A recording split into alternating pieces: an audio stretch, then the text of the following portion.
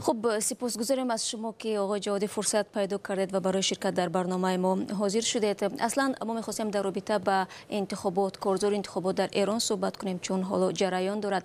احتمالاً شنونده تاجیک نمی‌داند که ساختار انتخاباتی در ایران چگونه است، چون در تاجیکستان کمیسیون مرکزی فعالیت می‌کند که معمولاً نامزدها را ثبت نام می‌کند و بعداً مردم میرند برای خود را به نامزد دلخواه می‌دهند. در ایران چطور است؟ کدام نهاد مخصوصی برای ثبت نام نقش دارد، نقش مهم؟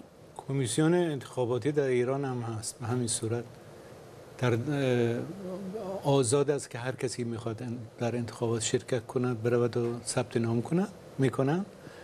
در ایران هم 1600 نفر ثبت نام کرده بودن به عنوان نامزد انتخابات، خودشون رو میخواستن نامزد کنند و کردن. منتها مثل همه کشورها هر کسی یک معیار دیگری دارد برای فیلتر کردن. در ایران هم یک شورایی هست به اسم شورای نگهبان با معیارهای قانون اساسی جمهوری اسلامی ایران نامزدها رو فیلتر می کند. حالا ممکن است یکی از این خوشش بیاید یکی نیاد، ولی به هر صورت فیلتر نظام سیاسی ایران شورای نگهبان ایران جمهوری اسلامی ایران است. از بین 1600 نفر 6 نفر انتخاب شدند به عنوان کاندیدات نهایی.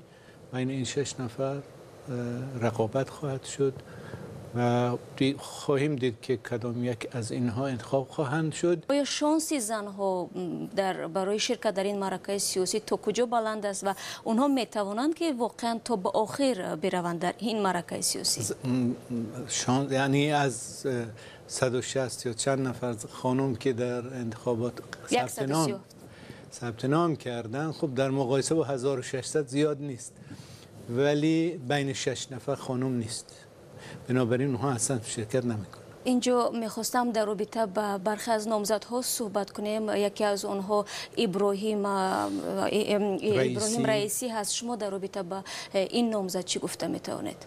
یکی از نامزدهای جدی این دوره انتخاباتی هست و از طرف ظاهرا یک قشر یا گروه بزرگی نسبتا از روحانیون پشتیبانی می شود. مسئول و راهبر تولیت امام هشتم شیعیان امام رضا در مشهد هست و این چیزی هست که وظیفه‌ای هست که راهبر جمهوری اسلامی آیت الله خامنه ای و سپرده است و مورد قبول شد قرار گرفته است. بعضی ها تفسیرشون این است که این اعتمادی که به آقای رئیسی شده است دلیل حمایت آقای خامنه ای است. آقای رئیسی هست معلوم نیست، چون که آقای خامنه ای تا حالا یگان کلمه حرف مشخصی درباره اینکه از کی حمایت میکنن نگفته است، ولی ظاهرا رقابت اصلی ظاهرا بین آقای رئیسی طوری که گفتید و آقای روحانی رئیس جمهوری فعلی ایران خواهد شد. تشکر زیاد جهانی، سپاس برای صحبت و سوال ما پاسخ دادید. خوش آمدید.